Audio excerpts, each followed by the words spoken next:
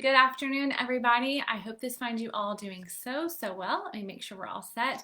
Good afternoon. All right, welcome to today's live training. Just in case for new friends, I'm going to introduce myself and then we are going to talk about your website. If you don't have a website, we're going to talk about why it is essential for your equestrian marketing. But first of all, my name is Denise Alvarez with Storm Lily Marketing. I'm so glad you're joining me here today. And as you jump on, I would love to meet you in the comments. So let me know you're here, say hello. And if you have a website, share your website with me. I would love to check it out. And if you don't have a website, I would love to know why. I would love to know what's keeping you from jumping onto that. And so jump into the comments, say hello. Feel free, of course, to share your name and your business name, and then share that website URL right in the comments so I can go check it out and learn more about you and what you're doing. All right, so as I mentioned, today we are talking about 4 eye-opening reasons that social media should not replace your website. Now, we talked Monday. We talked Monday about social media. So you know I am obviously, and I'm here, so I'm obviously not anti-social media. I think it's a wonderful tool for connection.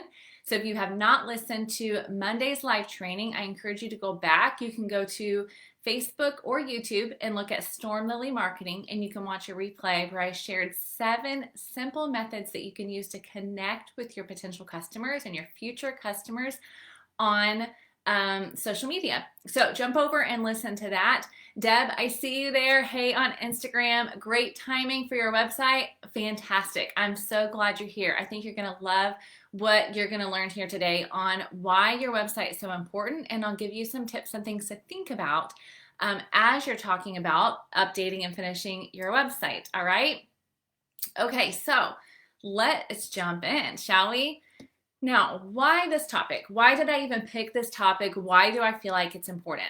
Because I hear very often, and I see very often, that horse business owners think social media is enough of a marketing tool for their long-term sustainability. Now, remember, I'm not talking about what's working for you right in this moment. I want to talk about how do you build a marketing strategy that's going to work for your horse business for the long term, okay? That's going to help you do what you love to do for the long term. I want you to think long-term goals. Now, obviously, you may pivot over time, but that's the beauty of having your own website, is it also allows you to pivot.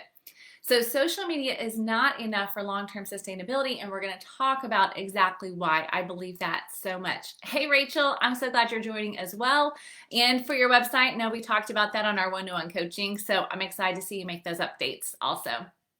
All right, so for some people that will say social media is enough, what I will hear is it's working for me now, right? I have people that are commenting. I can post sale horses on Facebook, obviously minding all the different rules, but I can post pictures and I can get creative with my content and I can get more comments there than if I just posted it to my website. I don't have the traction to my website. I have more traction on social media. Why do I need a website, right? And I understand that reasoning completely. And again, I think social media can be a wonderful tool for sure. But as we're going to talk about, there are some things I want you to consider and how a website for your long-term strategy should be a part of your game plan. All right. So let's jump into that. Let's talk about the 4 reasons social media should not be replacing your website and your marketing strategy. Number 1, you are renting your space on social media. You own your website. Now, here's what I mean by that. Whether you're on Facebook, TikTok, YouTube, LinkedIn, Instagram, all the places, right? You have no control over what that experience is like. You have no control over the access, right?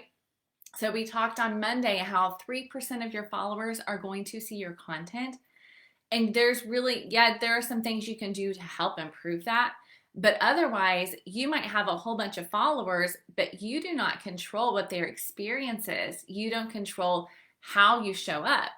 And let's not forget, only a year and a half ago, Facebook shut down, and Instagram too, right? Because they have both. And so therefore you completely lost access. Now, thankfully it wasn't for a long time, but think about if you were in a promotion period or a sale period, if you had something really big planned that was going to happen inside of your Facebook group, and then the platform completely shuts down. Because you only rent that space, you don't have control over that experience. You have no way of getting in touch with your followers, with getting in touch with people in your Facebook group, because Facebook owns that information, right? Or Instagram or TikTok, whatever it is, right? They own that information. However, when it comes to your website, you own that information and you own that experience, which we'll talk about in a bit. So that means on your website, you can get those email addresses like we've talked about. So say you had something planned inside of your Facebook group and it was about to be a really big deal and you're going to go live, and the app goes down, or you have glitches, which we know happens all the time, or you get kicked out of your profile, you can at least go to your email list, right? And you have their information and you can get in touch there. Now, on top of that, as I just mentioned that, the idea of getting kicked out, right? Because again, you don't own it, you rent it. Now, I have a member in my Social Stride program. So some of you may be saying, Denise, that only happens to larger accounts. It doesn't. I have a member in my Social Stride program who had, I don't know exactly how many followers she had on Instagram, but it wasn't 5 or 10,000 even.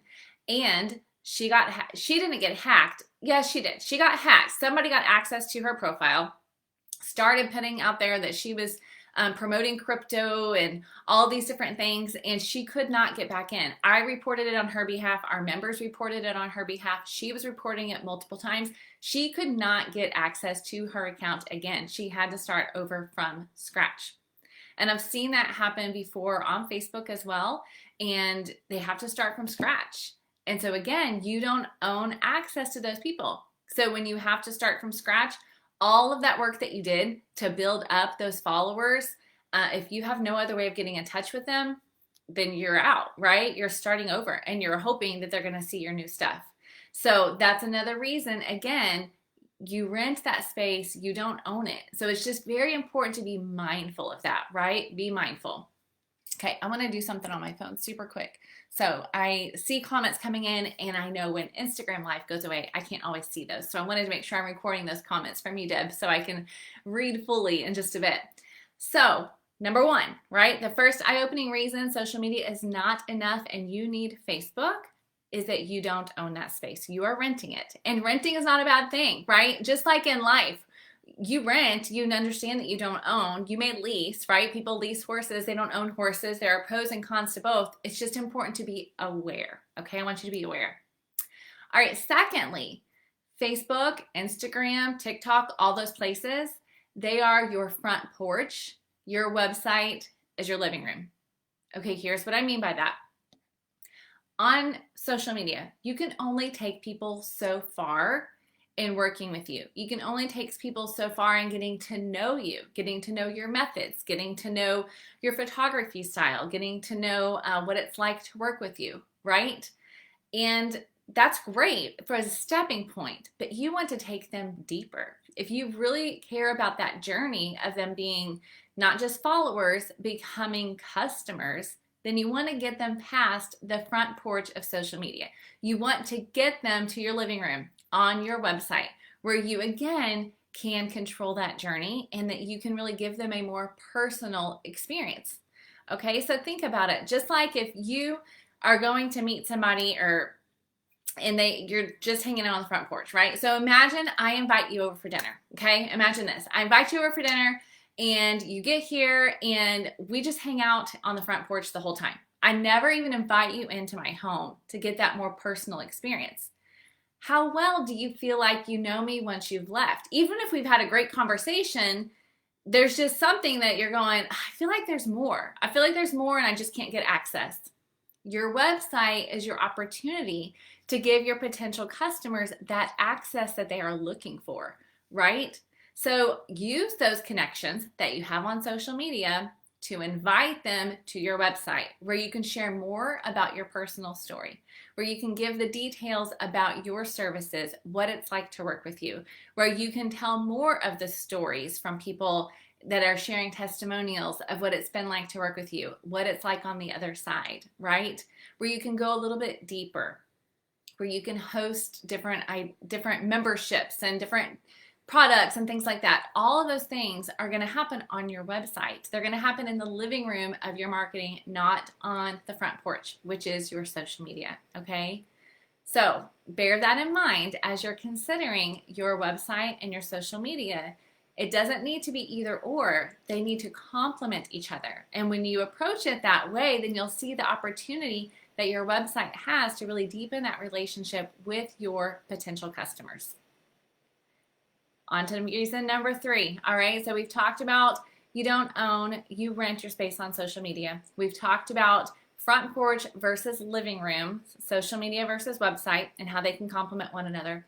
The third eye-opening reason that your website is not enough, back it up, your social media is not enough, and you need a website is search engine optimization.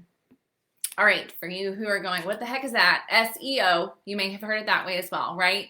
Search engine optimization is literally optimizing your online presence to help you be found online. Whether it's Google searches, Bing searches, Safari searches, whatever search engine is being used, you want to be optimized so that when somebody looks for a horse trainer in your area, somebody looks for a Morgan breeder in your area, somebody looks for a barrel race trainer, right? Whatever it is, go deeper if you like, right? Whatever it is, when they're looking, you want to optimize your business to be found online in those searches, okay?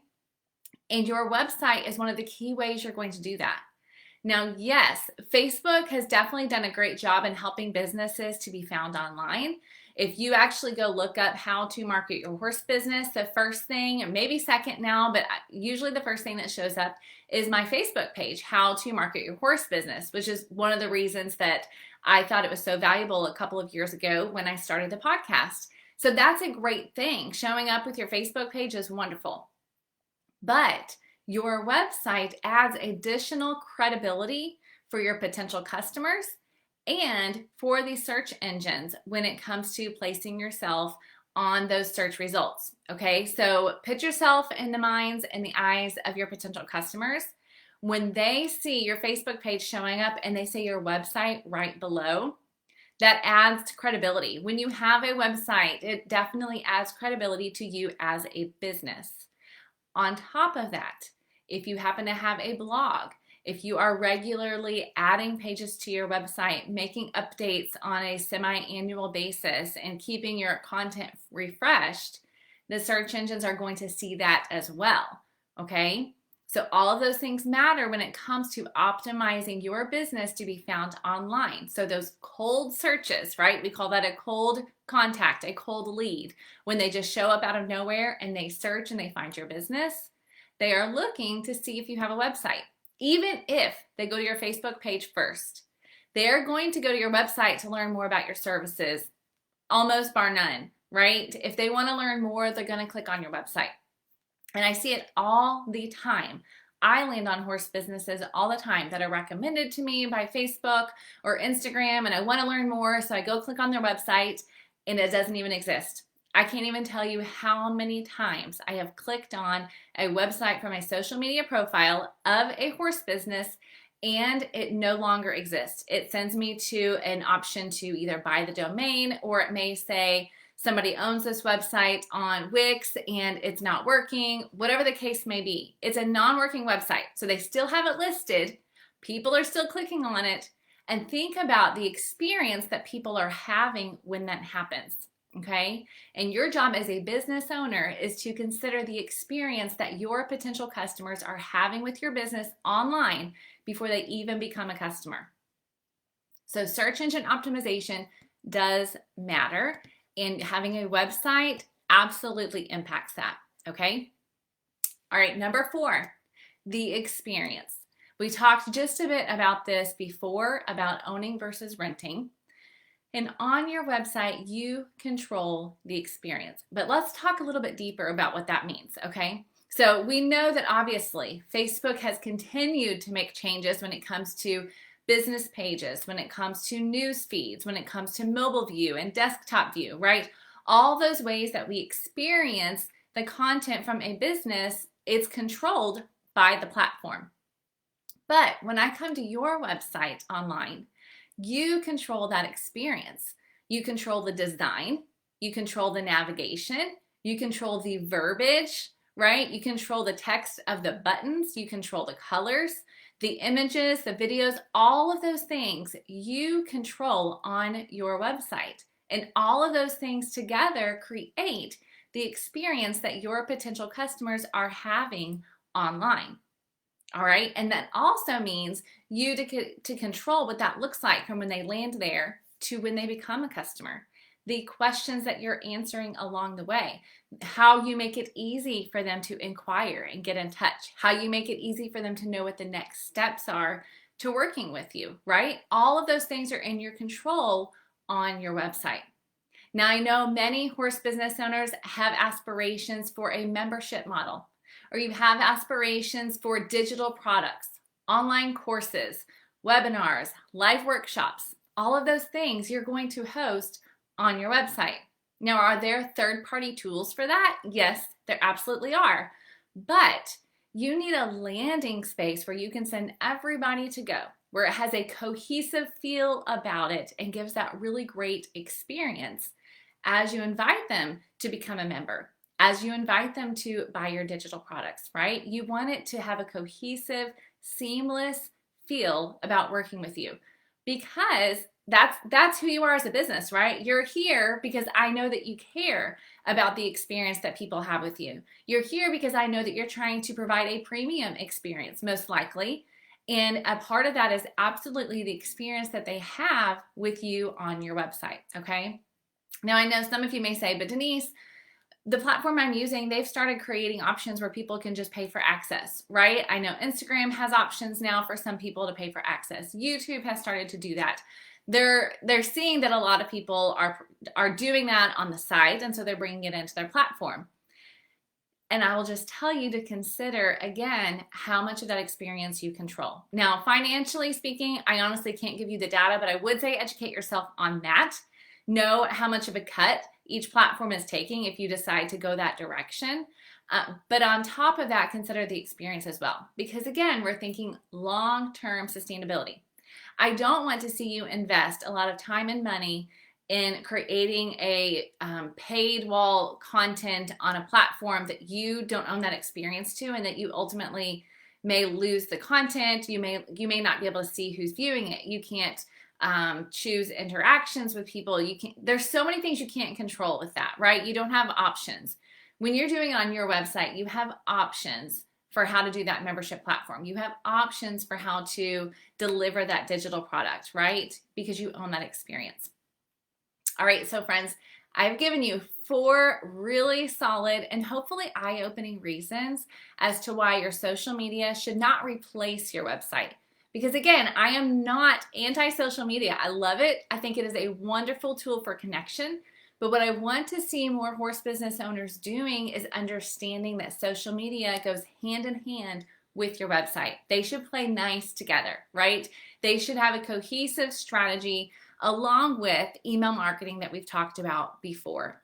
And that is exactly why inside of Take the Reins, my one-to-one coaching program, we spend an entire session together going over your website. If you have a website, we're going to audit it in detail together. I'm going to give you very detailed list of things to consider, and we'll look at the copy together, because copywriting is one of the things I do. And so I'm not just going to tell you, oh, you need to put this on that page. We're going to literally talk about the copy. What should be on that page? Your about page, which is the one that lots of people get stuck on, we will hone in on that, right? I'm going to help you make sure that you understand your website is an opportunity to really have your voice. And so I'm going to help you to find your voice and to put that on your website and to create that customer experience that's going to really up-level your business in a whole new way.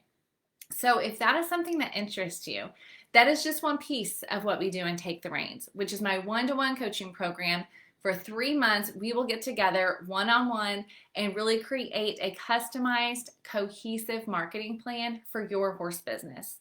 You're going to walk away with a detailed plan for your social media. Your brand messaging and marketing is going to be very clear. You'll get your website audited and have a plan for that. And if you don't have a website, do not worry. We'll make a plan for that together. All right. So I'll help you to figure out what should that navigation be? What should be on your homepage? What does that actually look like? We'll do that together on our Zoom calls, and then you'll have homework afterwards to really apply what it is you're learning. And then, of course, email marketing, we will do that together as well. We will not only make a plan, but actually I'm going to help you to implement that plan together. So at the end of our 3 months, you're going to have your customized marketing strategy in place.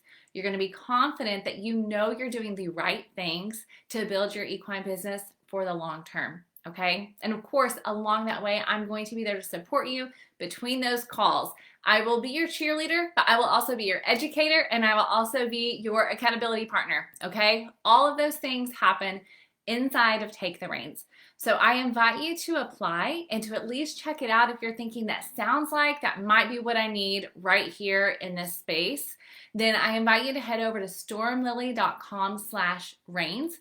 And I almost spelled it for you, and then I'm like, no, you're horse people. You don't need me to spell it. stormlily.com/reins, and you'll get the information there about who it's for, who it's not for, what's included. My goal there is to answer all your questions, but if you have any questions as you're listening to this training or as you go visit the page, please know I'm here for it. Or if you have questions about your website, Deb, I see you saying that your about page got too detailed and then never finished. It happens.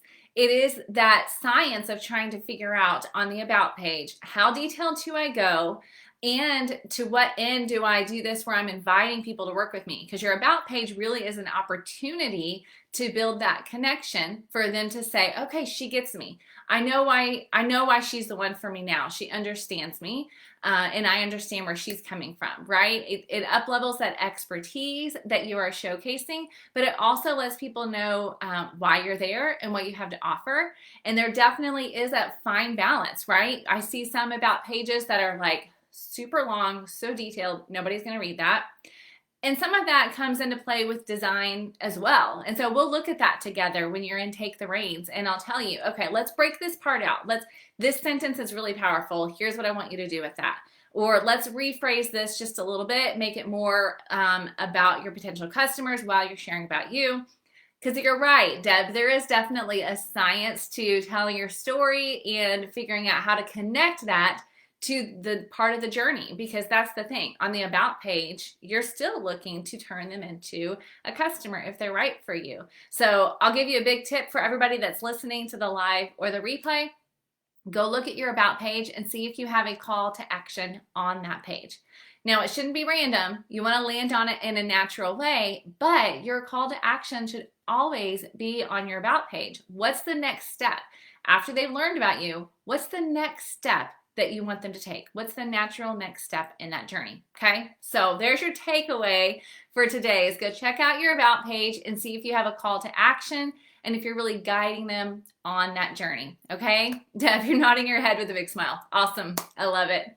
Okay, you guys, so jump in, stormlily.com/reins is where you can find out more about my Take the Reins one-to-one coaching program. Apply and see if it's a fit for you. I would love to meet you and talk to you more about your horse business and how we can help you to reach your long-term goals together with a customized marketing strategy. Of course, if you have any questions about that or about websites and social media and how to seamlessly connect the two, then I would love to hear from you as well. Leave a comment, send me a direct message. I'm absolutely here for it. Thank you guys. I appreciate you showing up live and hanging out with me. And for those watching the replay, I'm glad you're here as well. Have an amazing